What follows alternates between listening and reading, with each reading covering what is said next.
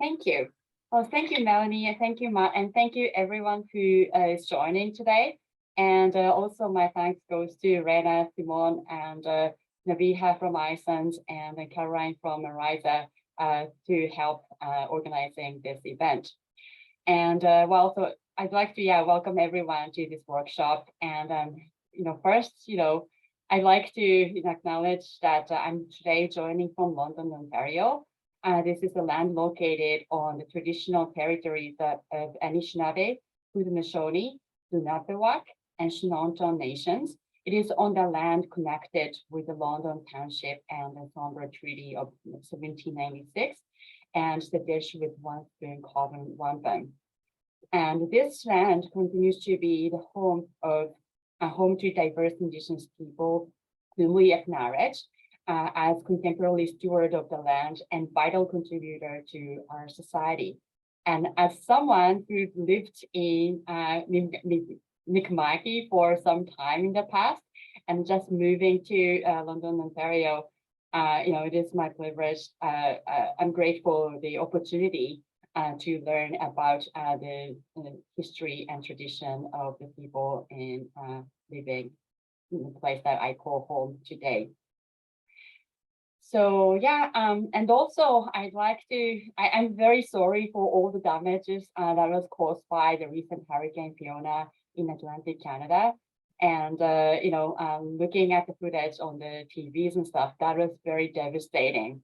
And I know that there are people who are still living under the continued damage. But at the same time, I know that the people in Atlantic Canada are so resilient. And I'm sure that you will find a way to come back even stronger. So I really hope for the good recovery of those who are in affected areas today and then the region altogether. Okay, so with this note, I'd like to get on to today's workshop. So I'd like to share the screen with you.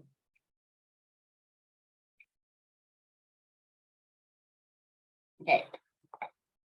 So now the workshop on IMDB and other data sources for immigration. So the IMDB has been around for quite some time now, and it's been promoted for usage sometime. But at this point, we sort of know about what this data is all about, but it's not exactly clear what kinds of data are available to us through this and how we can use this product. And sometimes it is like overwhelming to, learn what it is in a way that you can even ask questions to people.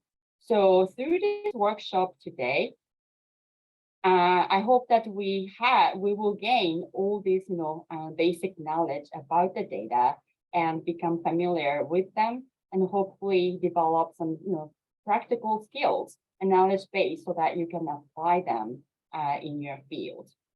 Now, in preparation for this material, I consulted with my colleagues on the data provider side, like the Statistics Canada, for some part of this content.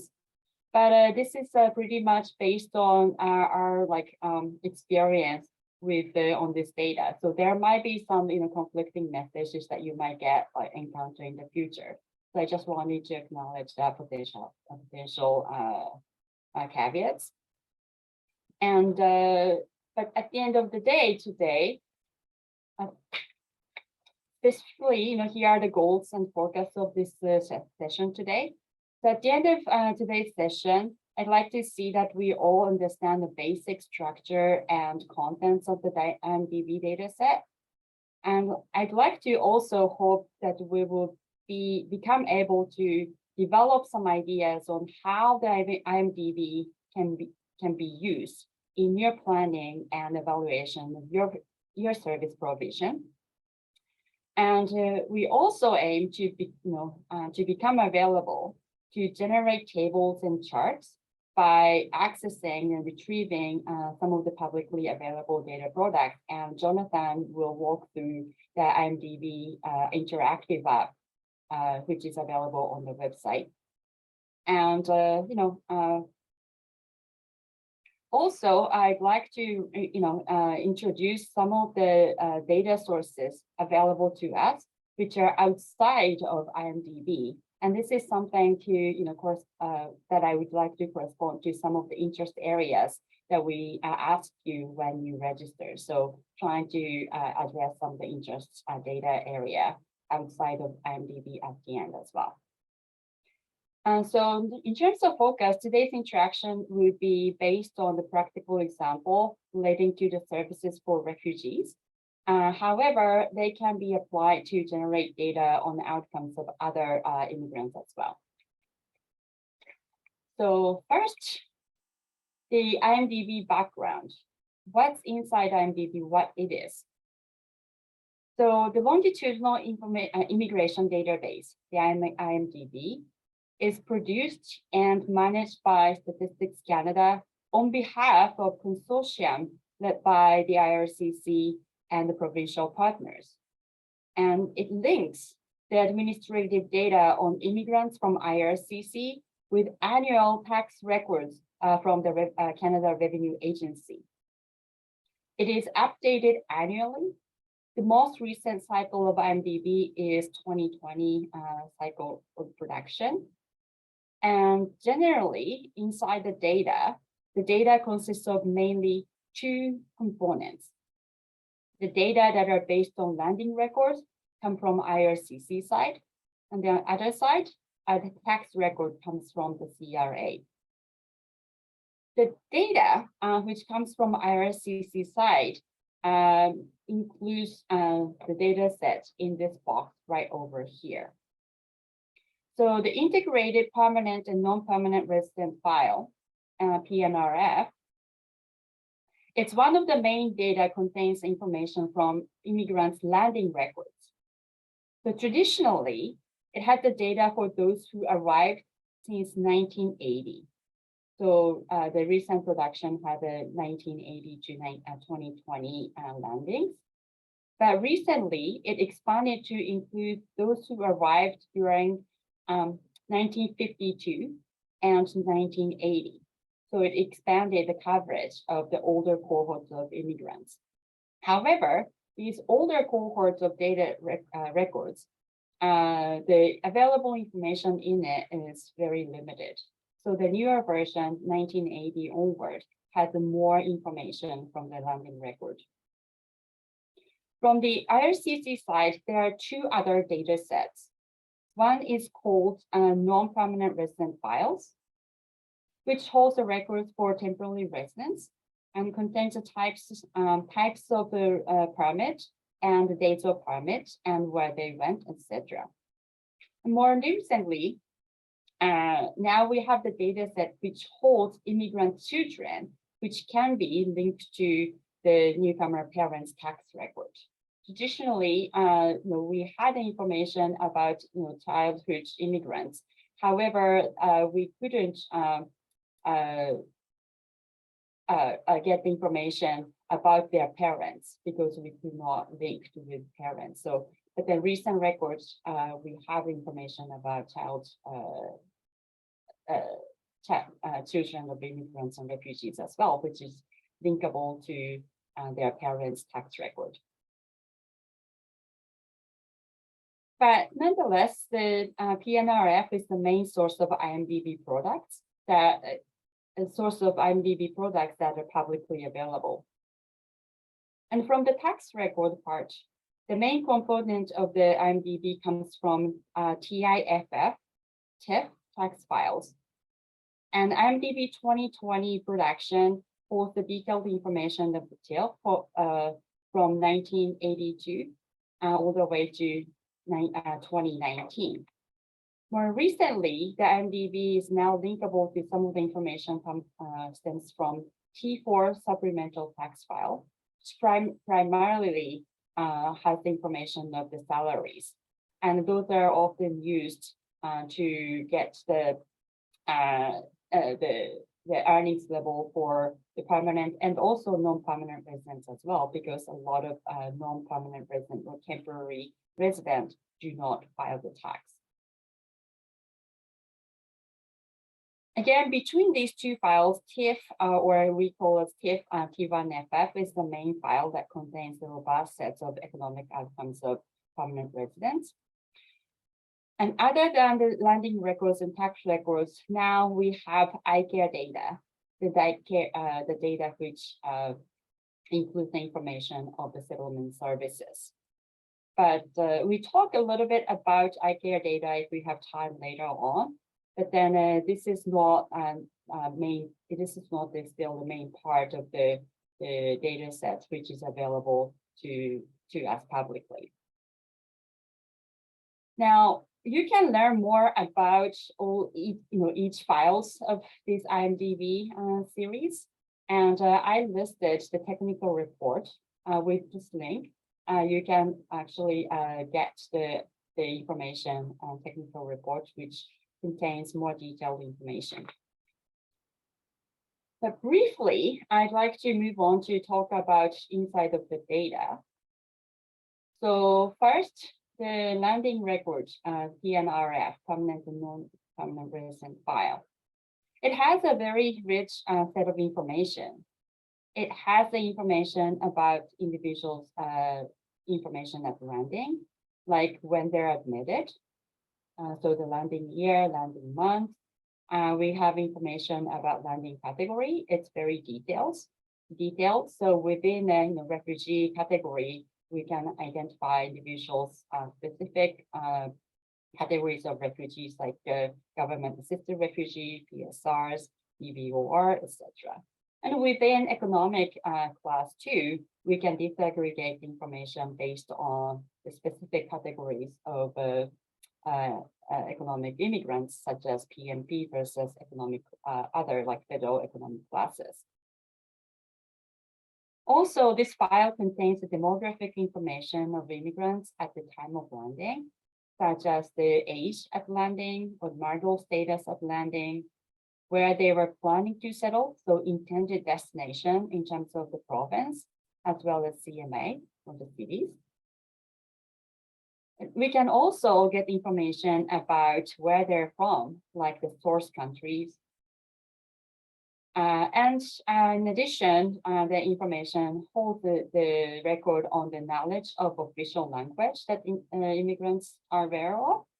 It is based on the self-reported. It's not based on the test results, but still it can indicate the familiarity with the languages. And other than that, it also holds information on educational credentials at the time of landing, as well as, they had experience of living in Canada as a temporary resident prior to landing. There are a few things to note on this PNRF. So these are generated from landing records. So those information do not change over time. So people age every year, but then the age at landing doesn't change. Also, like in terms of place of residence or place of intended residence, people may move. However, the intended residency doesn't change. So information from PNRF is static at the time of arrival. Now, the TIF, the tax file side, unlike, it has a very rich information about incomes and social transfer. So we can get the specific types of incomes like employment income, self-employment income, or investment incomes. And also it includes amounts of government transfers and social benefits. So, and also it contains information about the amount of tax paid by individuals, as well as the place that they filed the tax. So unlike the data in landing record in PNRF, which are fixed at the time of landing, the information that comes from TIF file, the tax file, can vary over time. So the people file a tax in specific years. So the information in each tax file is specific to that year of the tax filing. So if the individuals filed a tax in 1982 all the way until 2020, for instance, then we have the information of individual tax record income like over 30 years of times, and they are very specific to the year of the tax filing.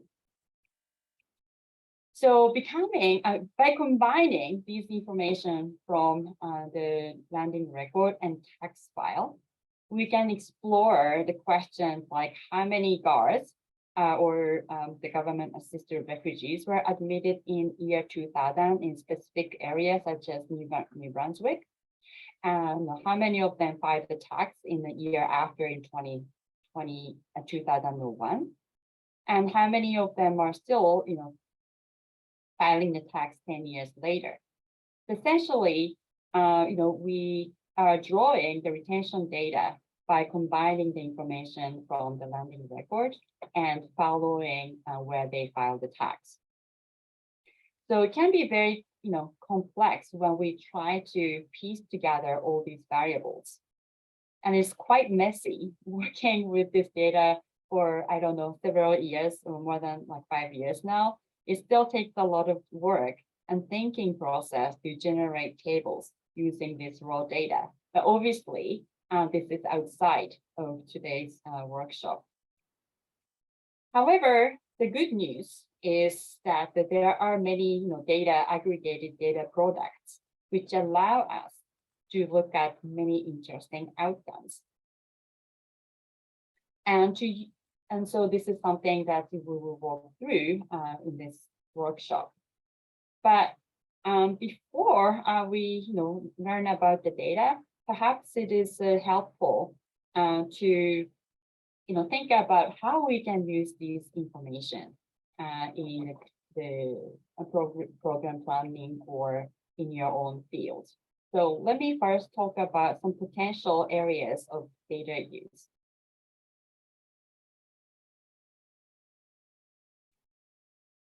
So there are many ways, and perhaps some of you might have already used it. And if you have other ideas than what I'm going to talk about, maybe we can exchange our ideas, on the chat box.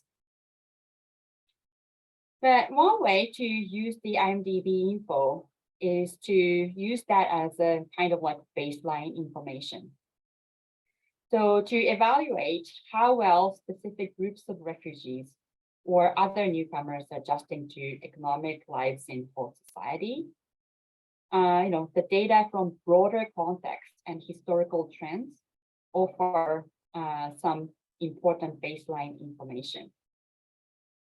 So, for instance, for somebody from SPO, probably you might have your own client data, and you might have about their client's background information. The proportion of refugees or proportion of women, or how do they compare, you might have from your own client database. But how do they compare to the provincial data? So the differences in the demographic or socioeconomic backgrounds, like the level of education reported at landing or official language, reflect the different levels of resettlement needs. So for instance, disproportionately higher number of refugees without formal education, amongst clients as compared to the provincial level, that might actually call for good grounds for more resources to serve to your clients. Now, how does the rate of guards and PSRs who receive employment income in your jurisdiction compare to the provincial level outcomes? Or you might think about how does it compare to economic outcomes of their counterparts in other jurisdictions or other or previous cohorts. So the broader baseline information from IMDB can help you to situate your specific client bases, and that could in turn inform unique levels of needs and resources in your specific context.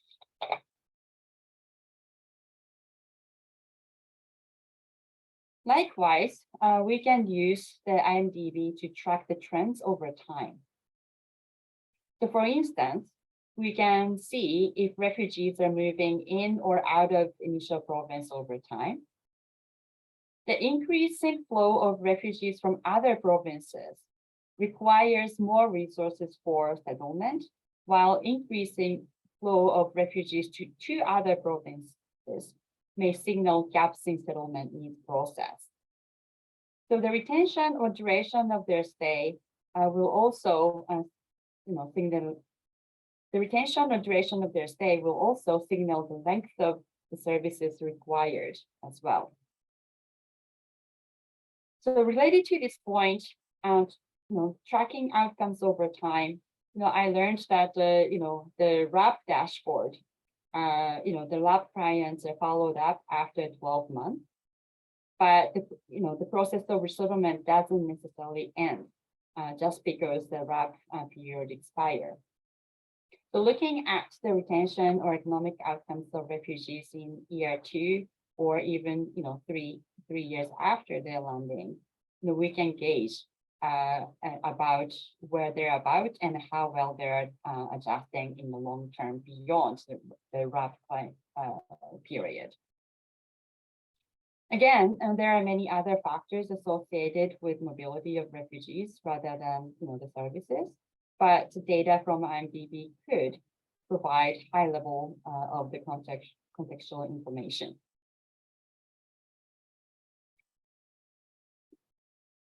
Also, we can use this broader information to compare before and after of the specific critical events. So in the late 2015 and early 2016, a large cohort of Syrian refugees arrived in Canada. And there were various changes in the settlement practices during that time. So in order to assess the impact of the changes which happened during a specific period, we can compare the settlement outcome of the refugees who arrived before that period and after that period. So we could look at the retention rates and see whether or not the refugees who arrived during that period or even after are more likely to stay in the province of resettlement compared to those cohorts before, so those people before that cohort. So, I'm sure that you can think about, some other ways that you can use information from IMDB, but hopefully, through some of these examples, can kind of relate to you in a way that in a way that you can relate to the stuff that we will learn in terms of what we can gather from IMDB. So on this note, I'd like to hand over to Jonathan. He will go through the actual navigating process of the interactive app. Thank you, Yoko. Let me take some time to share my screen.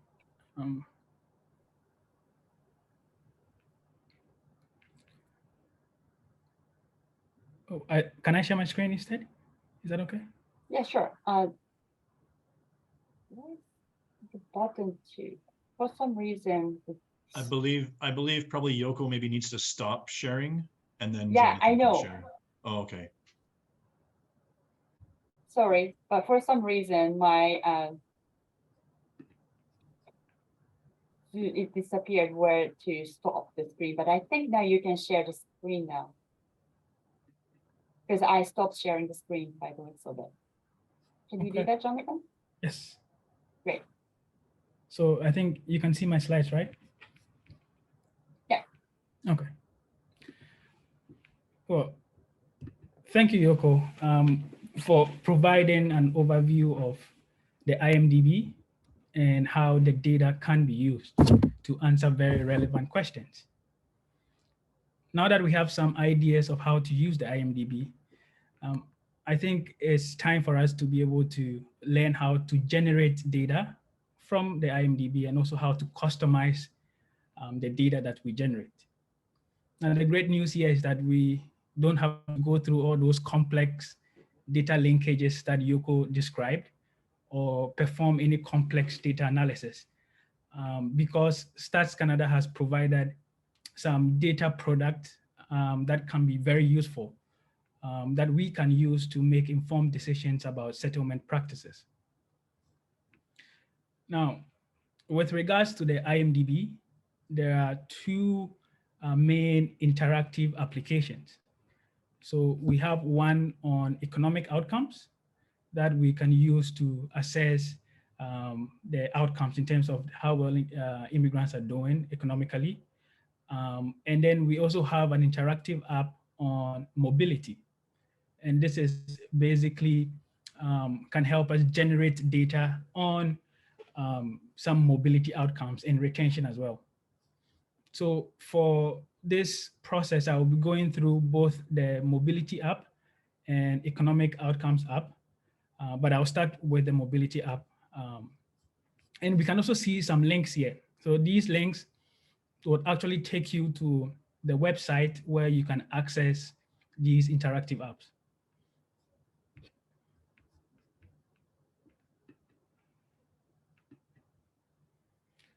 Now, I think Yoko mentioned that in her presentation, that before this workshop, we asked participants to give us an idea about some of the top 3 interests for using IMDB and other data sources. And what we found was that about 71% of those who responded actually were interested in the level of newcomer retention in the region. And I want to emphasize that one of the key strengths of the IMDB is to be able to present or study mobility and retention because we have availability of geographic variables in the data set. Now, but before we go on to look at how we can generate measures like retention from the interactive app, I think it's important for us to understand what we mean by retention. Now, this is important because there are different ways of calculating retention. Now, with regards to this IMDB app, retention simply represents the percent of newcomer tax filers who continue to file taxes in their province of destination. So just to give an example of what this actually means. So for instance, if a newcomer chooses New Brunswick as their province of destination, and they end up filing taxes in New Brunswick after they landed, then they are considered retained. Now, to calculate retention based on this approach, we need some key information, which I have outlined here. So the first piece of information we need is the year of admission. And what we mean by year of admission is basically the year in which an immigrant first obtained their permanent resident status or became a landed immigrant. Now, the second piece of information we also need is the year since admission. This is basically how many years have passed after an immigrant was admitted or became a permanent resident. The third piece of information is the place of destination admitted or the geography of admission. And this basically refers to the province of intended destination. So when individuals are admitted, they specify a province that they intend to stay. And finally, we also need to be able to specify or select a specific group of newcomer that we are interested in. So this is actually based on the category under which immigrants are admitted. So we have economic class, we have family class, but there are also subcategories. For refugees, for instance, we have government-assisted refugees, privately sponsored refugees, and so on and so forth. So you'd have to be able to determine which specific group you are interested in. So once you've had decided on these key sets of information, then I think you are ready to be able to start generating outcomes using the mobility app.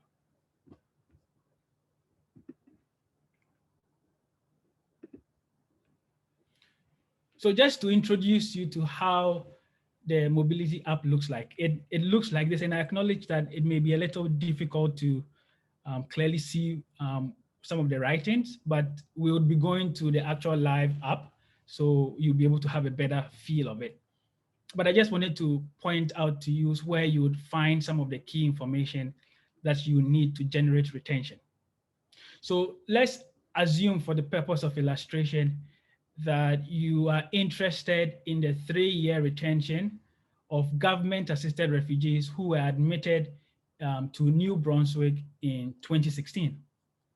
Now, let's keep in mind that it was around this time that the cohort of Syrian refugees arrived. And we may want to know how well they are settling in their province of destination, and also assess whether they are staying in their province, or they are also moving to other provinces, so we can assess their rate of retention over time as well. Now, so with regards to the first key information, which is the year of admission, you can find that at the bottom of the interactive app. So for the purpose of this example, our year of admission will be 2016. So you'd insert 2016 in this box over here. Next, you'd want to select the years since admission. And in this example, it's going to be 3 years, since we are interested in the 3-year retention rate of this cohort of immigrants. Now, one thing I want to point out is that the current tax files available in the interactive app is, the most recent is up to 2019, as Yoko specified. So for this cohort of government-assisted refugees, we can only generate retention rates up to 3 years since admission. And so we can generate 1-year retention, 2-year retention, and 3-year retention. Now, we could also generate data for the year of landing, which is 0 years since landing, but that is not recommended. And this is because generally the tax filing rate for immigrants during the year they land is very low. So estimates that we may generate may be a little bit underestimated. So we are generally recommended to report outcomes when immigrants have had at least 1 full year in Canada. So once we have selected 2016 and 3 years, we move to the third piece of information, which is the geography of admission.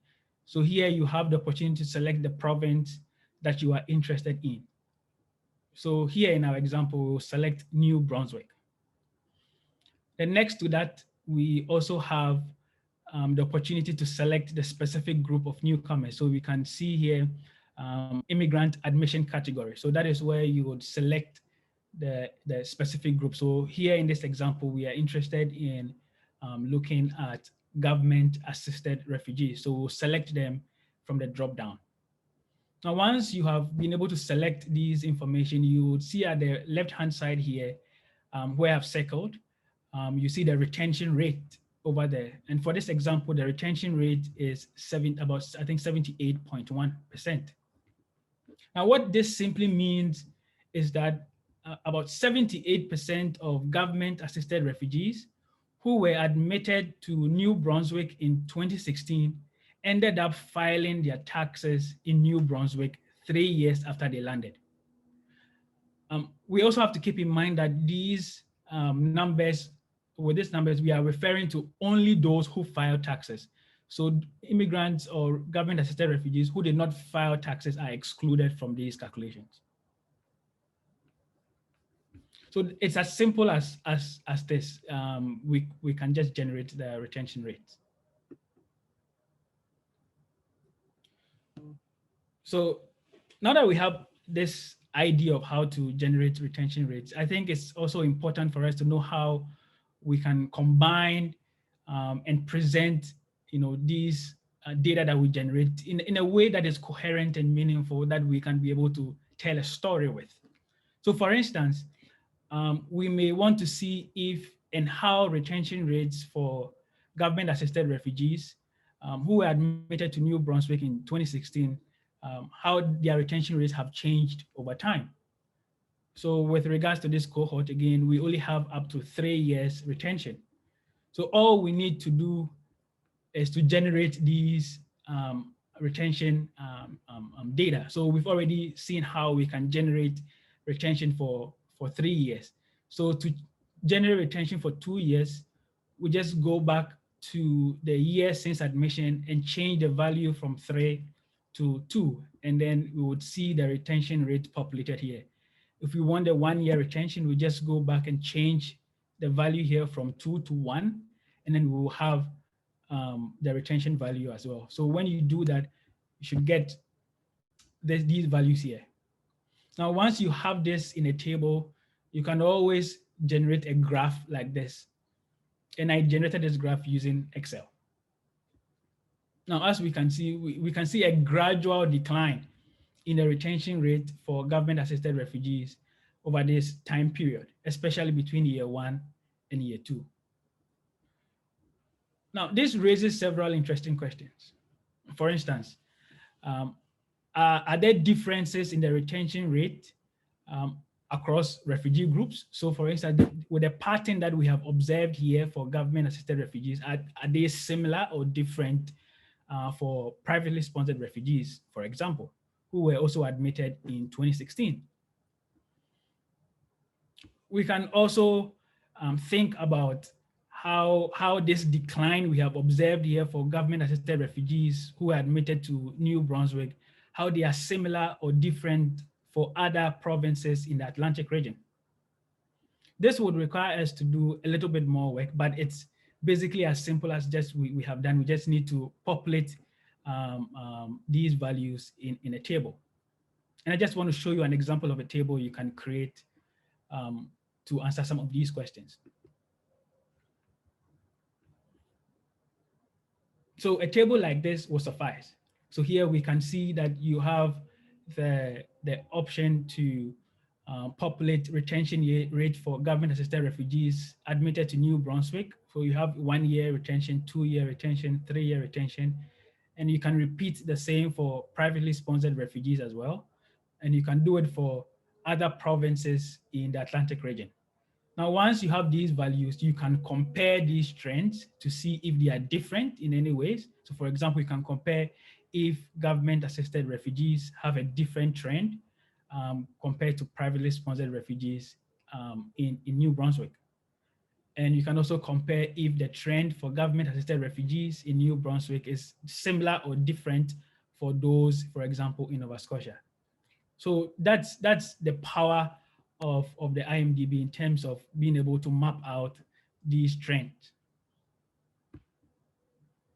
Another interesting thing we can also do using this app is to find out which provinces refugees or immigrants admitted to the Atlantic provinces actually moved to.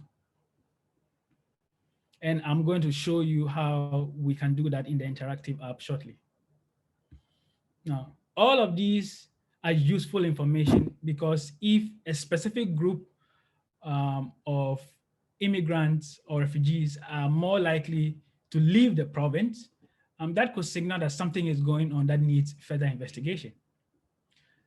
So clearly these general trends can offer a contextual evidence base that could be relevant for resettlement practices. At this point, I would like us to go to the interactive app so that I can do a live demonstration of how we can generate these values.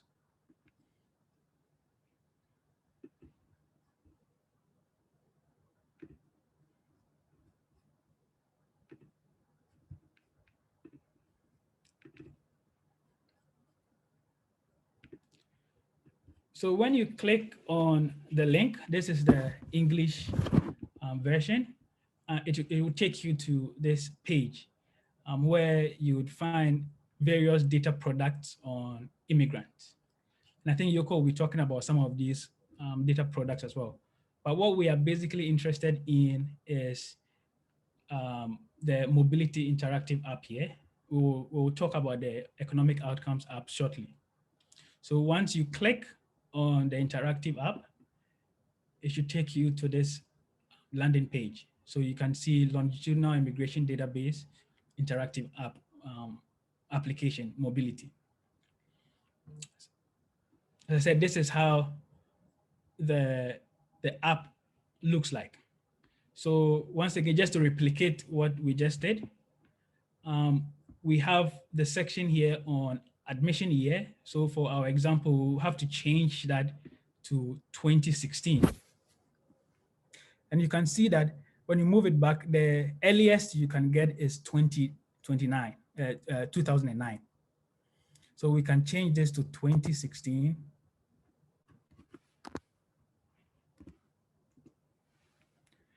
And what we realize here is that we don't have any information here, and everything on the map here is blank. And this is because, as I said, the most recent tax files that are available is the 2019 tax file. So we can't have 5-year retention rate for this cohort. So we need to, the earliest we can have will be 3-year retention rate. So once we do that, we can see here that the tax file that is being referred to is the 2019 tax file. And then we see all the data that is generated here. So we have 2016 here, we have our 3 years here for our years since admission. Then we move to the top here under the geography of admission. Once again, this is where you can select your specific province that you are interested in. So you can see that all the provinces are here. So for example, we'll select New Brunswick. And then next to that, we have the section where we can select the specific group that we are interested in. So we have immigrant admission category here. When we select it, we can see all the specific detailed groups here. So we are interested in government-assisted refugees in this example.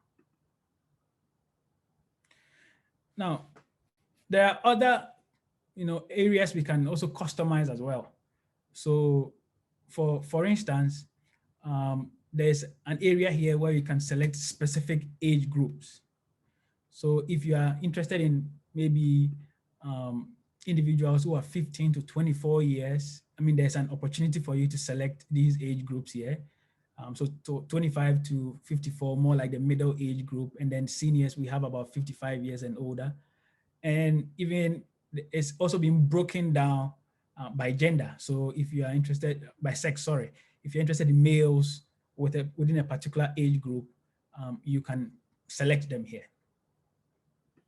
You also have the opportunity to select, maybe you want to compute retention for a specific group of immigrants who have some level of official language, skills. So basically here, we can pre-select if you're interested in those who specify that they have knowledge of English at arrival. You can pre-select them here. You can select those who indicated French and so on and so forth. So you have the opportunity to compute retention rates based on these categorizations as well. Finally, we have the pre-admission experience. And this also because we know that not all permanent residents just arrive as permanent. Some individuals arrive in Canada on temporary permits before they become permanent residents. So you have the opportunity to pre-select, so you can compare, for example, the retention rate of individuals who do not have pre-admission permits. And then you can also compare them to those who had pre-admission permits. So for example, those who had study permits before they became permanent residents, those who had work permits before they became permanent residents, and so on and so forth. So you have the opportunity to compare retention rates across these categories as well. But for example, this is all we need to be able to compute retention rate for government-assisted refugees who are admitted to New Brunswick in 2016. So we can see the retention rate specified here, which is 78%. There are also other indicators like inter-provincial out-migration. So this gives us an indication of the government-assisted refugees who filed their taxes elsewhere. And if we want detailed information about where they actually filed their taxes, we can actually select the geography of residence tab here. So once we select the geography of residence, we see a breakdown of where they actually filed their taxes. So in total here, there were about 730 government-assisted refugees who were admitted to New Brunswick in 2016 and filed taxes in 2019, which is 3 years later on. So if all of these 730 government-assisted refugees filed their taxes in New Brunswick, the province would have had about 100% retention rate. But as we can see here, only about 570 of them filed their taxes in New Brunswick. And that gave us the percentage of 78, which we already know is our retention rate. So the question is, where did the other people, the other refugees file their taxes? Now, if we just click here, we'll see that 5 of them filed their taxes in Nova Scotia. This is about a percentage of 0.7. When we click below here as well, and you can see when we click, it highlights the geography here as well. So here we can see that 5 of them also filed their taxes in Quebec. A majority of them, which is, we have about 100 of them, which represents 13.7%, filed their taxes in Ontario, followed by Alberta. So we can see that the province lost about a large share of their government-assisted refugees to Ontario and Alberta.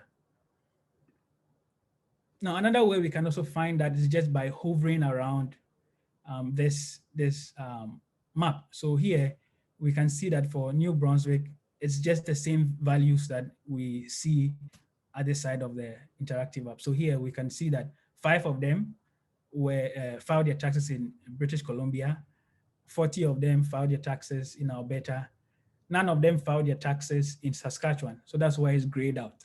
None of them moved to Manitoba, and then 100 of them filed their taxes in Ontario. So this is the basic introduction that I wanted to introduce to you with regards to the IMDB mobility app. I don't know if we can take questions now or we can wait till the end.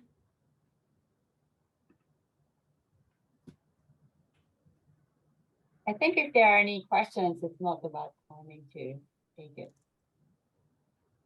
Okay. Anyone? Maybe so far about the data itself or the interactive app on the mobility.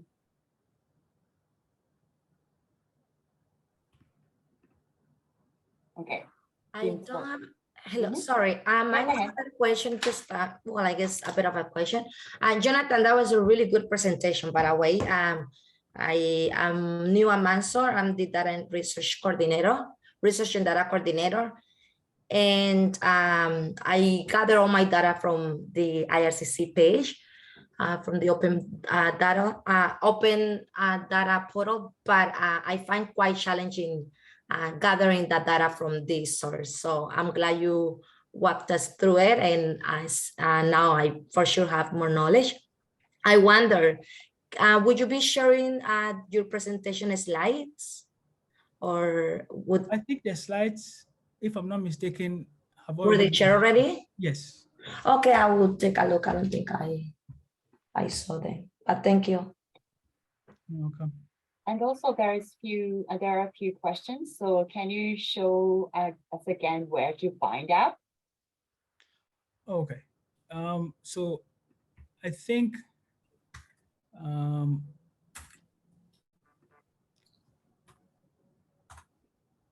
maybe the link, can you please post the link in the chat? Yeah, sure. Yeah, so we can, yeah. So, but just for the purpose of illustration, when you,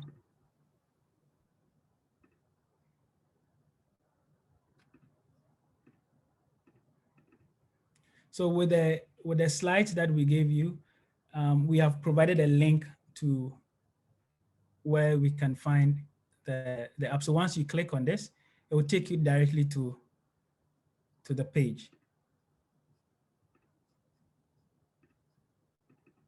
So this is the landing page that you're going to see, and it's just right below here. So this is the interactive app. So once you click on it, you're just going to take, it's going to take you to this page. And another question here is, can you go back and then tell us how we can select the pre-arrival experience menu? Oh, yeah. So basically, let's try and replicate what we just did. So we have government assisted refugees. And then we have here 2016. Then we have here 3 years retention. So all we need to do is go here, and when you select this, this will give you, well, so basically with this example, all of them did not have pre-arrival permits because they are resettled refugees. So let's maybe perhaps look at another example here. Maybe economic immigrant? Yes, let's do economic immigrant. So we have for the 2016 cohort, we can come here and now this is selected. So this is for the those who did not have pre-admission permits. This is their retention rate. So if you want to compare that to those who had pre-admission, so perhaps let's say those who had work permits only, you can pre-select that, and that will also give you the retention rate here as well. So you can populate this in a table, and then you can have those specific retention rates as well. I don't know if that answers your question.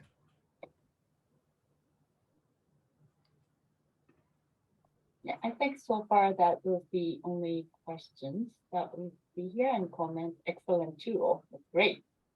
Maybe we can move on, and then we can also have a question session at the end of the presentation as well. So yeah.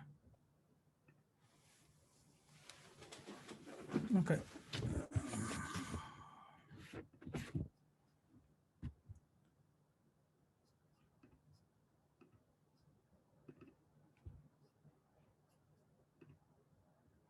Okay, so now we want to turn our attention to the economic outcomes. Oh, I think I need to, yes, the economic outcomes application. And you can still find it, I think as I've shown, you can still find it with these links. Now, this is how the landing page for the economic outcomes app looks like. But on this slide, I would like us to focus on this area where I've highlighted here. And this gives us an idea of the measures of economic outcomes that we can generate using this interactive app. Now, there are a total of 11 of them. So we have, we can produce data for median total income, median employment income, incidence of employment income, and so on and so forth. But I also want to highlight here that when you click on the help function here, it will give you detailed explanations as to what these measures actually mean. But just to give you a broad idea of what they are. So as you can see, there are so many measures. And I guess the key question is, which one do I choose if I want to, for example, generate data? Now, I just wanted to give a few guidelines here. So for instance, if we want to know the percent of refugees who have reported earnings by working for an employer, then we can use the incidence of salaries, wages, and commission. And what we mean by incidence is basically the percentage of that specific group you're interested in. So in this case, percentage of refugees who reported wages, salaries, and commission. So that's what the incidence actually means. So we can use the incidence of salaries, wages, and commissions measure. And this measure does not include earnings from self-employment. How about if we want to know the financial conditions of refugees or immigrants in general. Now, the ideal is to look at the total income at the household level. We can find this information in the IMDB dataset, but for this interactive app, we only have access to total income at the individual level. So we can only use it as a proxy. If you're also interested, you can also reach out to Stats Canada. They can produce this table for you. I think there's a cost associated with that as well. So what if we also want to know if employment income is increasing for refugees over time? Now, if we are only interested in the growth in earnings obtained from working for an employer, then we want to use the median value for wages, salaries, and commission. And the median is simply the income value at the center of the distribution. So 50% of the income values fall above that value and 50% fall below that value. But if we are interested in the growth of earnings in general, so we want to take into account both earnings from working for an employer and self-employment income, then we may want to look at the median value for employment income. So this value would combine both wages, salaries, and commission and self-employment. Now, it's important to note that the IMDB serves only as a proxy for labor market outcomes.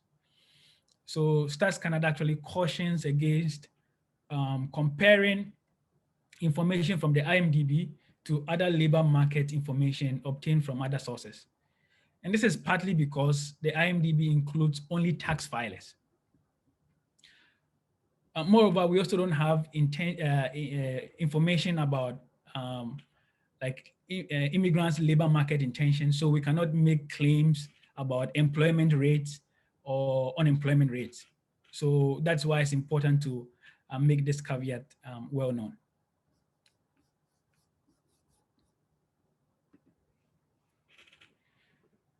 Now, just as we did for the mobility outcomes, let's start with an example where we are interested in the incidence of employment income among privately sponsored refugees who were admitted in 2015 and are residing in Nova Scotia. Now, with this, we also need some key information to be able to generate outputs to answer this question or to address this issue. Now, the first thing we need to look out for would be the specific group of newcomers that we are interested in.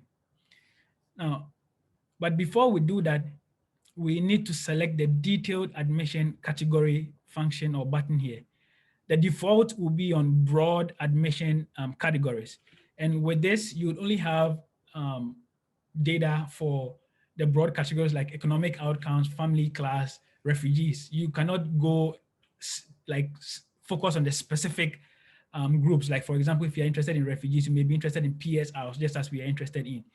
So to be able to select those specific categories within these broad categories, we need to select the detailed admission category function here.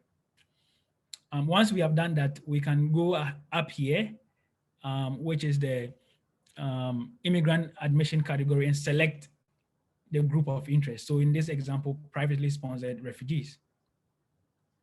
The next is the geography of residence.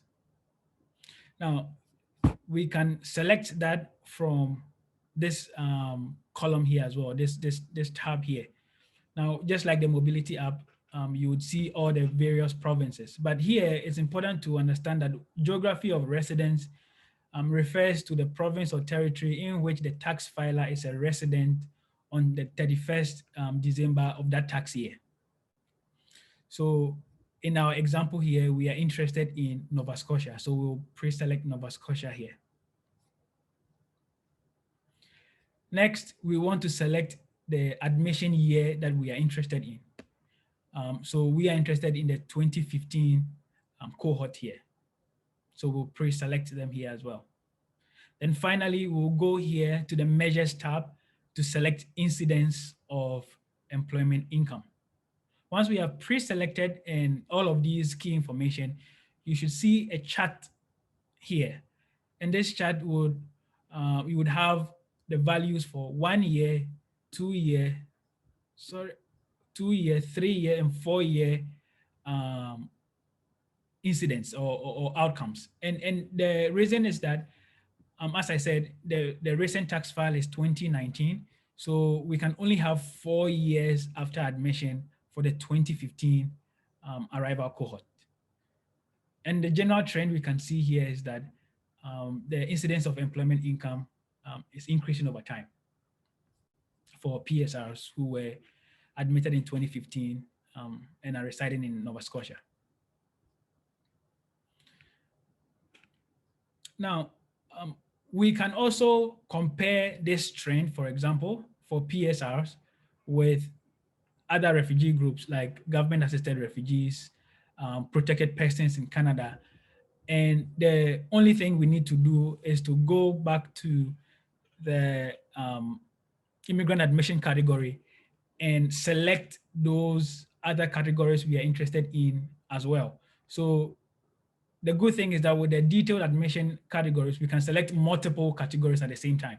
So it allows for multiple selections. So here we'll see, we'll select PSRs, we'll select government-assisted refugees, we'll select refugees as a whole, and we can also select protected persons as well. So we can combine all of these outputs, and we'll see different graphs for them as well.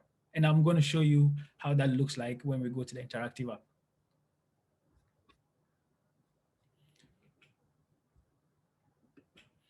Now, once we have settled on the information that we want to, or the data we want to generate, we can export our data. And to do that, we only need to toggle and see this more option here, which is the 3 dots we see here. And once we click on it, we'll have the option to export our data, and we can export it to Excel. And we have the option to show the table. And what this does is that it's going to show you the actual values that were used to generate this graph.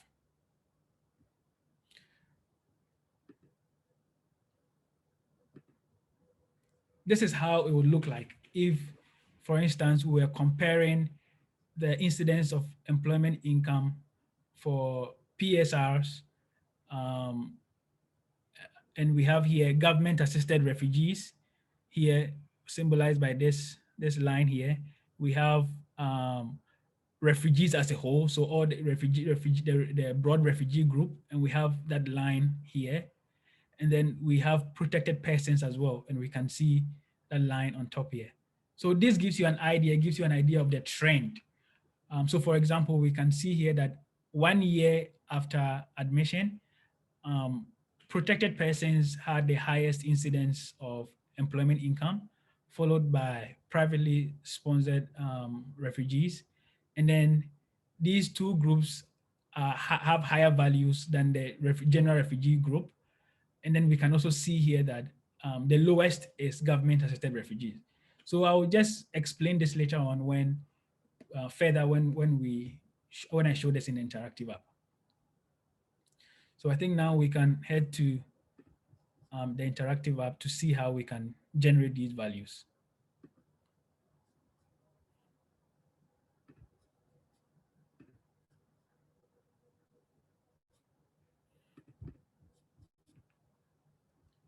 So once again, once we click on the link in the PDF, we'll land on this page, and what we want to select is the Economic Outcomes Interactive app.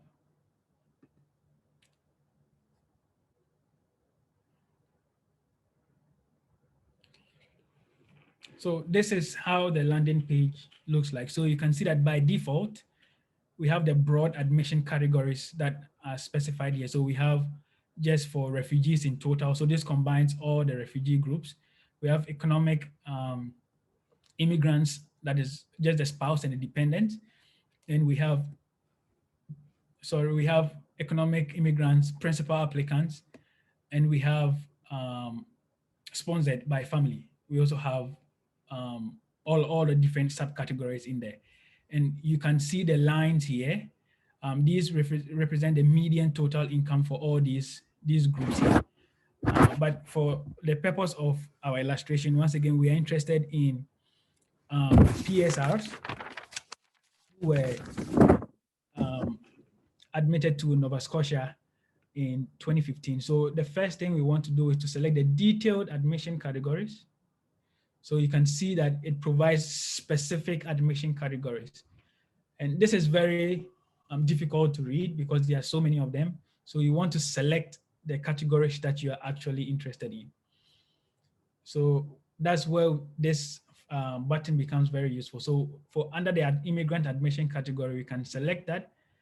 And then we can basically select privately sponsored refugees.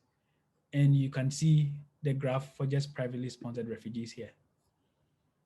So our geography of residence is Nova Scotia. So we press select Nova Scotia here.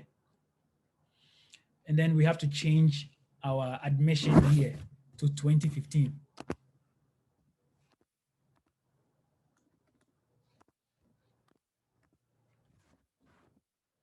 Now, the last thing we need to do is we have to select our measure of interest. And in this case, it's incidence of employment income. So this is basically the graph that we see. So once we put our mouse, the cursor here, it should give us the value. So 60% of them reported employment income 1 year after. And when we put here, we realize that this number grew to about 83% 4 years after. Now, this is the trend for privately sponsored refugees. So we may want to compare them to other refugee groups. So like government-assisted refugees, protected persons in Canada, and also the general refugee group as well. So what we can basically do is to go back here and then pre-select those groups. So we can add government-assisted refugees, we can add the general refugee group, and we can also add protected persons here. And once we do that, we should see a trend like this. So this is the same trend that we saw in the slides. Like the mobility app, you have the option to change. If you are interested in males, you can select males here and compare them to females. You have also the options to change based on knowledge of official language at admission. You can also select if you're interested in just those who reported English and compare to them to French, or compare them to neither English or French, you can do it here. And then you can also select the pre-admission experience here as well.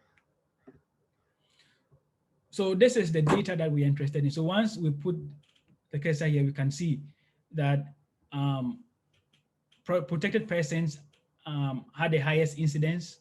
All of them reported employment income, followed by privately sponsored refugees and the general refugee group, and then government-assisted refugees. We can export this. So as I demonstrated, you have to click here, the more option, and then you can export, show as table. Once you do that, you see this table. And this table, so you can see the year since landing is the same as the year since admission. So we have 1 year, 2 year, 3 year, and 4 years. And we have the incidence or the percentages for the entire refugee group, government-assisted refugees, privately sponsored refugees, and protected persons in Canada. So basically what we can see here is that at every point in time, protected persons have the highest incidence. And this is followed by privately sponsored refugees. And you can see that over time, it seems like they are catching up to protected persons. And these values at every point in time are higher than the general refugee group. The same cannot be said for government-assisted refugees who have lower rates of employment income, of reporting employment income over time. So their rates are always below even the general refugee group as a whole. So this is basically how you can derive the data for economic outcomes. And you may even want to export that to Excel. And to do that, you just come back to these 3 dots again for the more option. And then you can click export data. and then you can just select the CSV, and then you can click export. And you should see that it should give you the opportunity to download that in Excel. So I think that's all I have to share, but any questions with regards to this outcome as well? And you can always move back to the interactive app by clicking the back to report, and it should take you back here.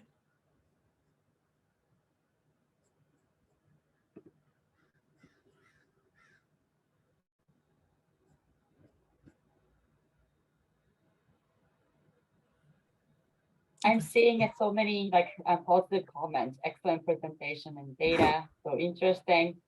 So it seems like presentation is well accepted, received, and seems like participants now know how to use it. Yes. But if you have any questions, it'd be good to have the questions here before moving on to the next segment.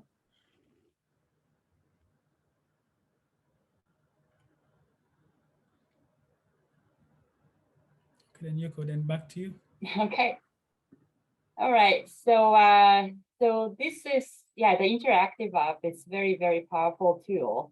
And then as I talked about before, IMDB is very messy and very complicated data set if you were to generate all these tables from the scratch. But I think that this interactive app really make it easy for us to access the overall trends of the key incidents and key outcomes of refugees and other immigrants. Great, I keep seeing all these positive comments.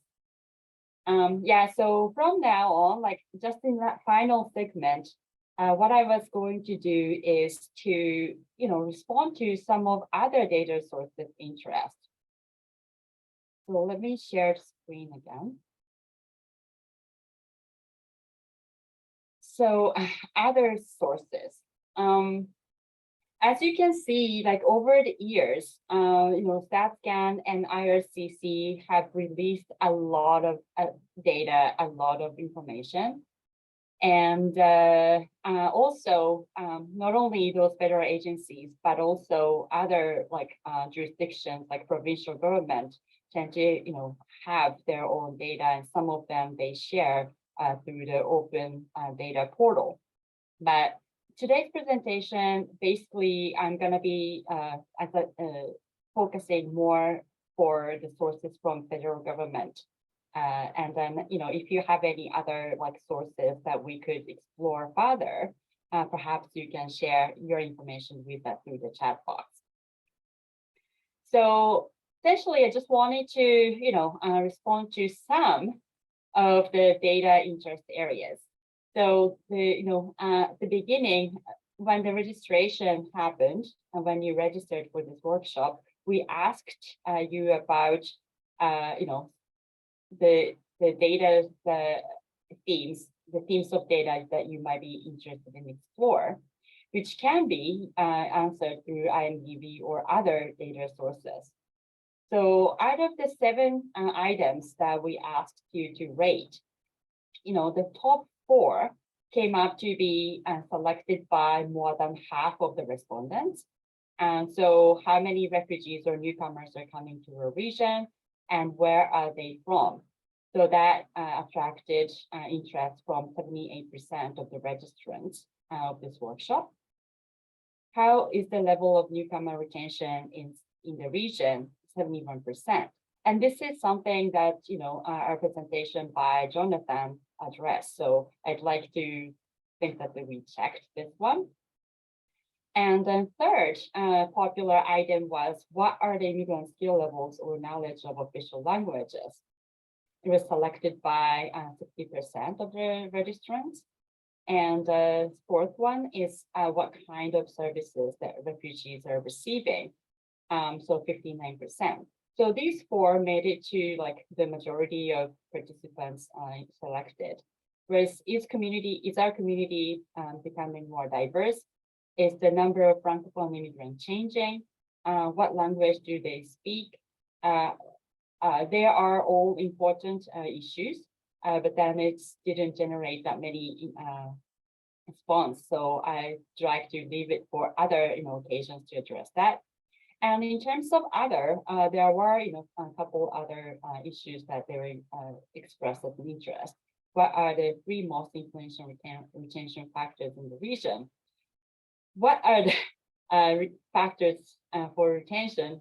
That's something related to like research articles. So that's something that we need to dig through the research, which examine the retention factor rather than just the general statistics. And the other item included data about international students.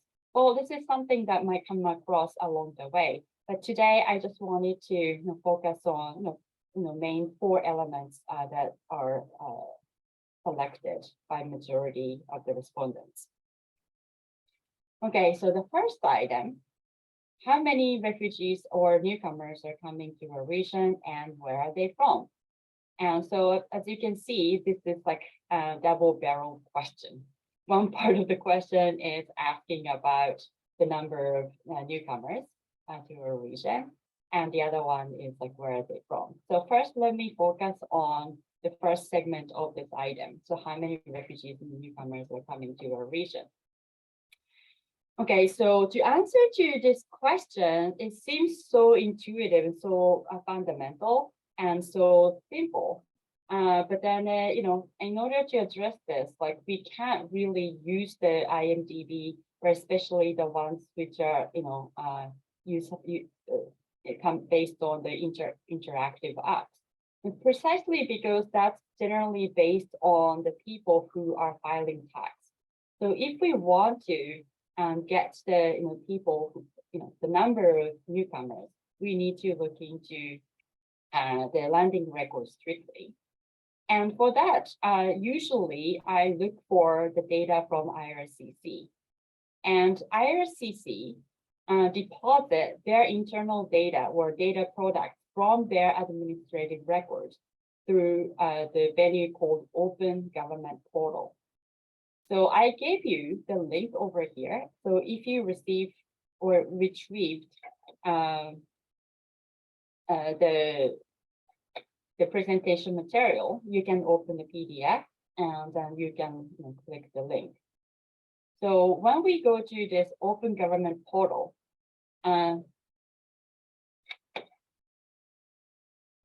inside it almost looks like this, but here I gave you the link, which specifically refers to the IRCC product. So I already searched the product from IRCC. So the Open Government Portal relevant for IRCC data. So here in this website, you can find different themes of IRCC product. So the first product that came up here is operational processing. And second item is the themes of data pertaining to permanent residents. And another themes of data is pertaining to temporary resident study permit holders. So the question, the customized question that people are interested, like how many, data about international students, perhaps you can look for the more information through this thread. So the IRCC data listed under Open Government Portal. So they have the IRCC deposit their information through this government portal. So there are specific themes for Syrian refugees and resettled refugees. The different themes of these items includes a whole bunch of data or the tables related to these themes. So here we are interested in how many refugees and newcomers are coming to our region. Essentially, the source of data that you can find about this information is from permanent resident monthly IRCC updates. So when we click this link over here, they provide a whole list of data sets. There comes all in Excel format. So first couple is Canada admission of permanent residents by province and territory of intended destination, and immigration category. So as you can see, each of these title is too long, and it is truncated. You can't get to see entire things on the surface, but when you put the cursor, you can see the entire title. So, and also, in StatScan and as well as IRCC data, it comes all in bilingual. So when you can go to the top of the page, if you're interested in looking for French version of it, you can just hit the Francais button and you can jump onto the French version of it. But now I'd like to go back to English. So here, there are so many tables, and but specifically, what we can look at is the number of permanent residents by province and territory. So in the first couple pages, we get tables will be suffice to get the information to answer to your question here. So I gave you all these tables, and then these tables are also linked with a hyperlink. So when you click this table, that directly jumps to the table, which gives you the answer to how many newcomers are coming to your region. So here, you can just download the data.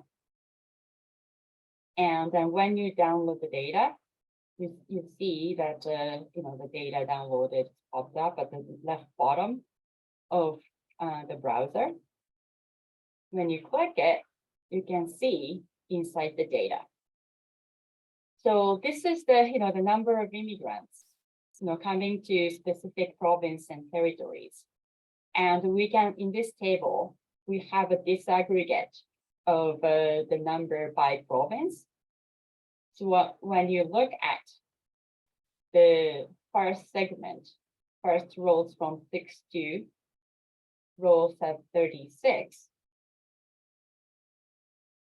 these are the information of specific categories of immigrants who are admitted with the intended destination of province of Newfoundland and Labrador. So if you just want to look at the number of individuals who were admitted into the Newfoundland altogether, you can look at the row over here. And then when you go through the columns, you can disaggregate this information, the total number of individuals who are admitted within intended destination of Newfoundland and Labrador. There were in the year of 2015, you can see there were 1,120 immigrants. So this number can be disaggregated into specific group of individual categories.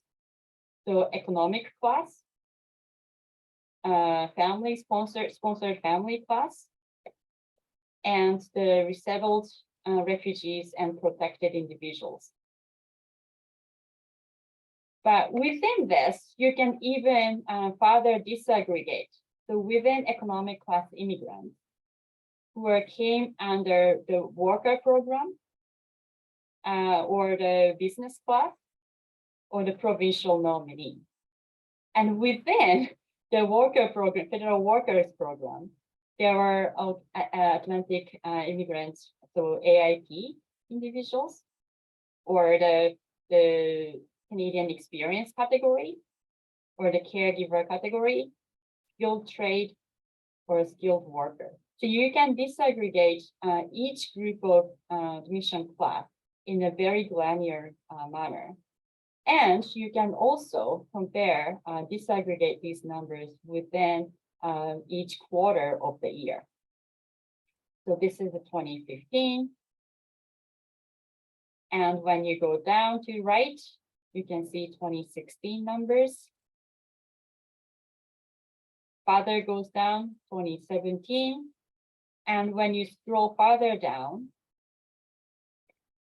the most up-to-date latest information is 2020. So it's very, very up-to-date. And then 2020, we are still in the third quarter, and we have the information up to July of 2022. So you can select specific, the class and specific year for each province from this data. It's very, very detailed information. Okay, another table from this series you can get, which I also summarized in the presentation as well, is the table which has even further disaggregation of the geography. So now, instead of looking at the number of the immigrants and refugees coming to a region in terms of the province, now with this specific table, we can look at the individuals who are coming to specific CMA, like metropolitan area, census metropolitan areas, so which corresponds to specific cities or larger major cities within the province. Again, this is hyperlinked so that it jumps onto the specific table under the open government. So just quickly looking inside this data, you just have to download and open. So here, within each province, the number of new immigrants admitted are disaggregated at the specific major cities within the province. So within the Newfoundland and Labrador, we can see the information, the numbers for St. John's and Corner Brook, Gander, Grand Fort Windsor, and Bay Roberts, and the rest of the Newfoundland and Labrador, which are not classified in these CMAs. Within PEI, we can see Charlottetown and Summerside, and other outside of these two major areas. Nova Scotia, Halifax, Cape Breton, Truro, Kentville, New Glasgow, and elsewhere within Nova Scotia. And New Brunswick, we have information about Moncton area, Fredericton, St. John, Miramichi, Edmundston, Bathurst, Campbellton, and the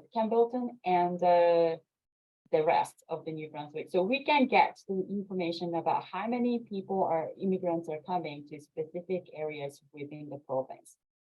And again, this is pretty much up to date. And so we have the information all the way until the third quarter of July of 2022. But if, mostly we might be only interested in admission at the annual level, so we can focus on the year total. So here, we can go to open government, and within open government, we can select the series of permanent residents. And within the data, within these teams, you can look at specific tables. And you can have the same teams of tables both in English and French, and they come with the Excel tables. Do you have any questions before we move to next segment?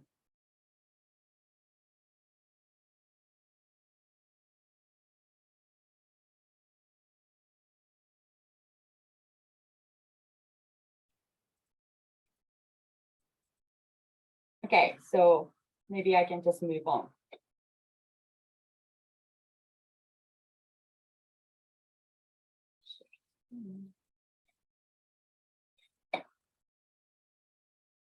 Now, where are they from?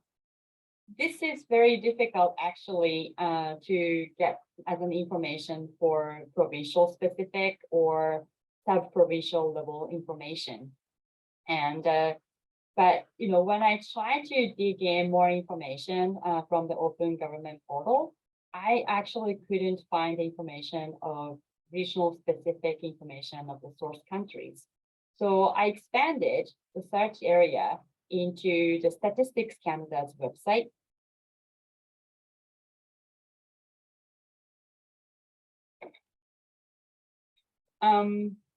So this is the page, which you could also get the link for the IMDB interactive apps. So if you go underneath, then this is the the IMDB interactive apps site. But up here, you can get the thematic information for immigrants and non-immigrant, non-permanent residents data from Statistics Canada's record. So there are different themes like education, training, skills, health and well-being, language of immigrants, and labor and income. But in terms of the source countries, I couldn't find any of the information from here. So I dig a little bit deeper into the more related subjects. So when I click this link, there are the records of 698 different types of data and documents and information. So in order to navigate this data jungle, it's great that these agencies offer all these information, and but sometimes it's really hard to find the resources which you are actually looking for. So this is what I did in order to get the the information about source country. So I went to this immigrants and non-immigrant permanent residents website of Statistics Canada, and then within this data jungle I called, I used the search function with the keyword of source country of citizenship. And I select the data types as tables instead of other documents or the reports that we could find. And I also selected the province or territory and census metropolitan area as a geography, because I'm interested in looking for the source country of immigrants who are coming to our region or the region specific, not on entire Canada. So I did select tables, and I used the country of citizenship.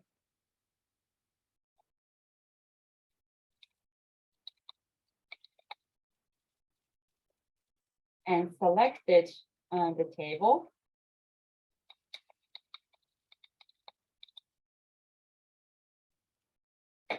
And then I also selected the geography, province and territory, and the census metropolitan area. And as you can see, the more information you put in, the keywords and types of data and geography, the number of hits gets narrower and narrower. So by the time I decided to look for more specific data which have not only province and territory, but also census and metropolitan area, it was narrowed down to 2 items. So one records or one series of table holds information about country of citizenship. It has information about immigrant status. It also has the information disaggregatable at the metropolitan areas and provinces and territories. So, and then there are 2 items. One is coming from 2016 census, and the other one is from 2011 National Household Survey. So National Household Survey replaced the long form census back in 2011. So it has a different title for it. So eventually we will get the information about from the 2021 census, But currently, we do not have, the publicly available disaggregated data from the latest census. So the latest information that we can get is from based on the census 2016. So when I click this page, you can see the information about the single the citizenship of the responses. So here, the information is about coming from the census, and the census collects the information from those who are living in specific regions. So if you select Canada, the number that we see is entire Canadian population, but we can also select the information at the provincial level information like Newfoundland, Labrador.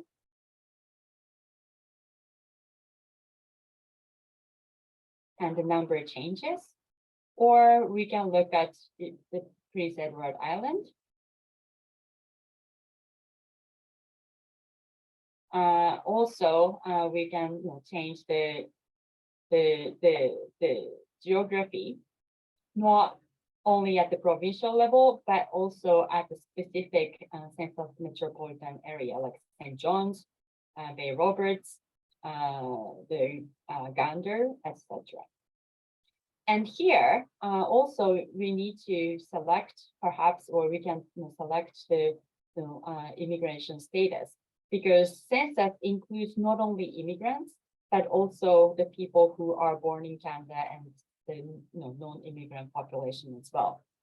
So unlike the IMDB, which collects the information about the individuals, immigrants, census collects the information about all Canadians. So we needed to, look at the immigrants, specifically immigrants, while we are collecting information from the census. And so here, when we select PEI and immigrants, we can look at, how many people are actually holding citizenship from different countries in the world.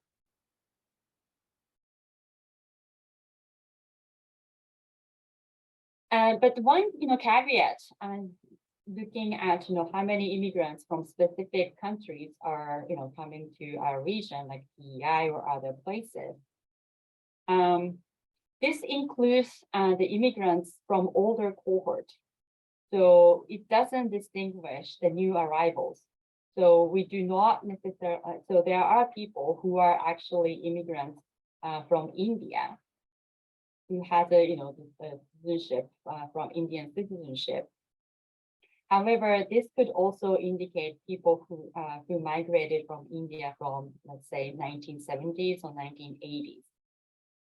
That's precisely because this doesn't distinguish the immigrants from the recent cohort versus the older cohort from census data. So in terms of, answering to this question of where they're from, one source that we could look at is from the census data. So I summarize the information in the specific table that we just looked at here. And then, as I said, as a portion, they are the residents selected in the geography in census 26.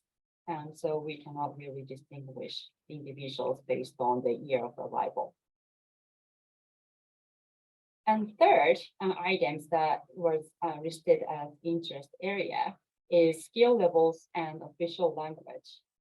So if you are interested in looking at the official language and skill levels of the landing records, perhaps what you can do is to go into this government portal, the permanent residents monthly IRCC updates. And here in this table, as we look through, there are some information about admission of permanent residents based on the language and skills. Sorry, I just didn't prepare this part. I'm sorry about that. Later on, I can post it somewhere else. But one thing I wanted to show is that the information about the skill levels of immigrants based on the different levels of the knowledge of the official language. So here we can select the education and training and skills from Statistics Canada side of information.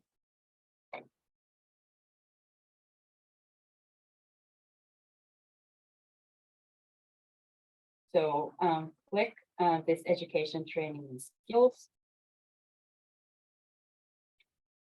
And here I selected the table and tables and geography of census metropolitan area, and use the again the statistical program of census and population. When we did this search, I found this data table, which is listing the official language spoken with the 7 different categories, with the occupation classification information at the different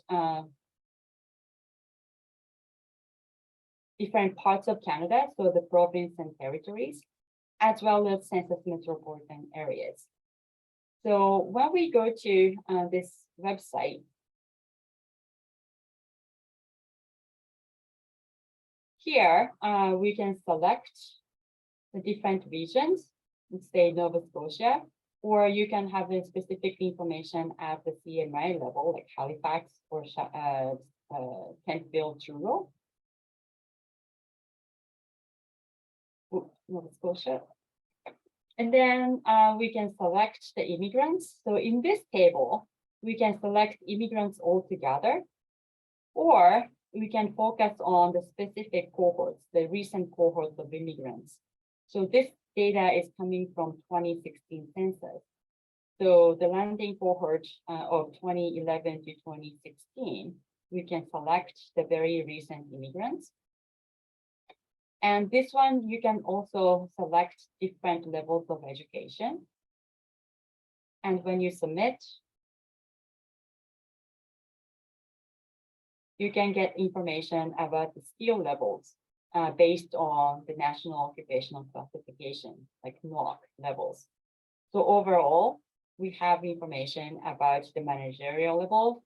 This is corresponding to the classification NOC level 0, and can be disaggregated at a different specific segment of managerial occupations. And NOC A would follow underneath. Oops. And NOC A or B, C, D. So you can find very, very like detailed information of the occupation categories. And you can find all these numbers specific for the official language English only group, the French group, bilingual, French and English, and neither English or French. So you can actually look at the NOC categories, the skill levels based on the different official language groups. But again, this one is based on the residents, at the time of census in Nova Scotia, and it's not based on the immigrants who are based on the landing record or arrival.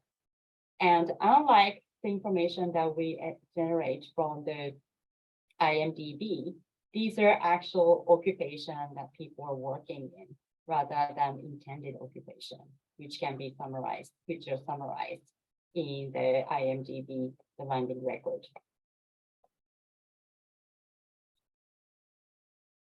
And finally, the service levels, service that the refugees are receiving. With this one, you can go to the Open Government Portal, because this is the information coming from IRCC. And here, one of the items that IRCC's government portal theme has is the refugee, resettled refugee. So when you go to this page, you can find some tables which talks about the information, which collects the information about settlement services, settlement service clients at the level of the province and territory. So when you open this data, you can look at, you can download the data set, and inside the data it looks like this. So this is the, the number of people who used services of different kinds. And these are coming from the iCare data. So essentially this corresponds to the numbers which are who used the federal services. It doesn't necessarily, take the information from actual people who use the specific services outside of the federal services. And iCare data is still a very new data, and it is very difficult for even me to find the information about the data itself. The documentation is still underdeveloped, but then these information like snapshots are gradually becoming more and more available. And I'm sure that you can find all these other data sources, but in order to answer to some of the interest area outside of IMDB, these are the areas of information that I could find. So I just thought I would share with you.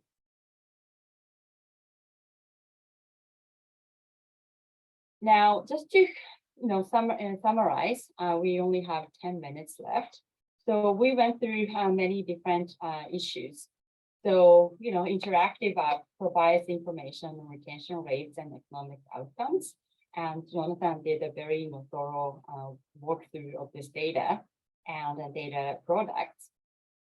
And the app allows us to generate the customized outcomes for specific groups based on admission year.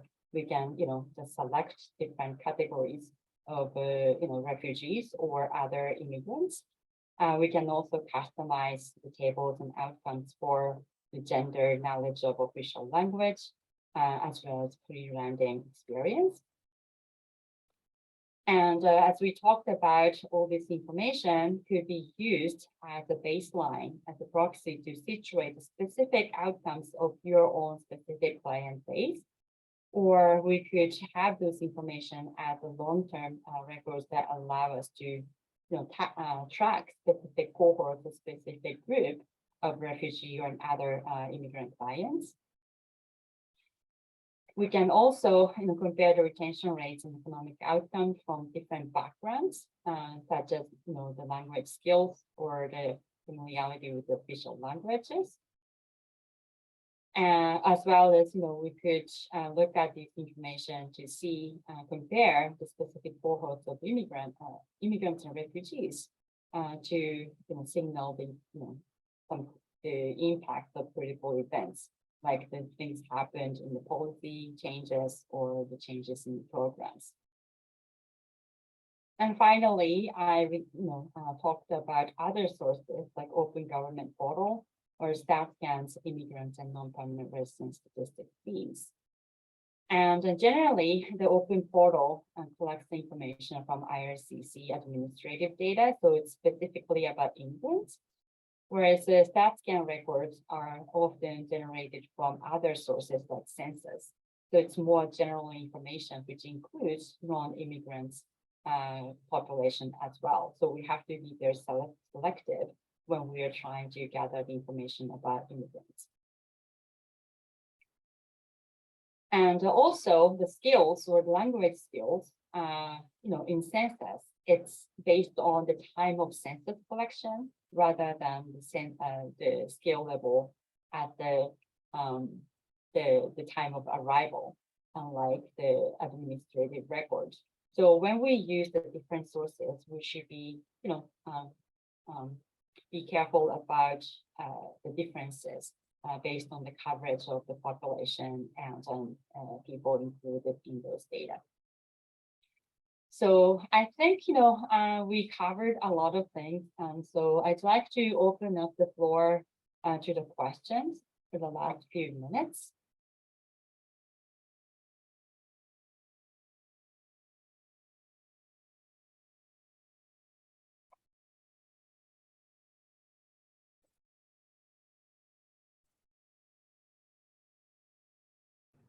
Yoko, I think there's a question in the chat.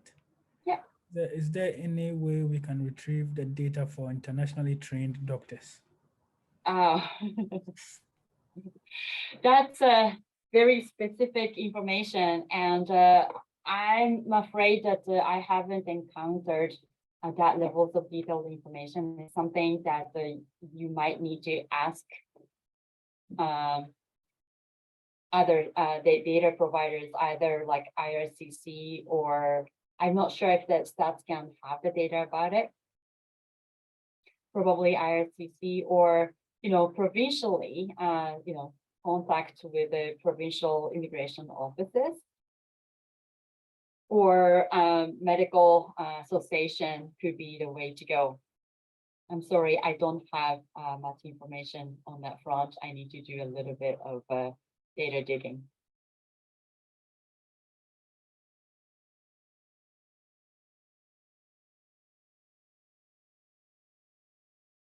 So just the last bits, like, if you have any questions about the contents of today's presentation or general data interest, you can contact Jonathan and myself.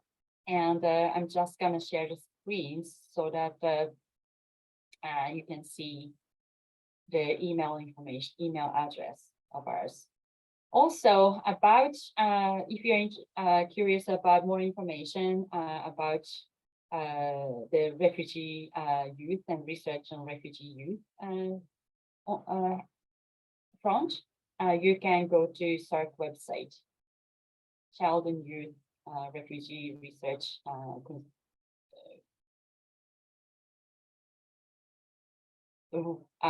Child and Refugee Research Coalition. Sorry, it's a CYRRC, as you remember that.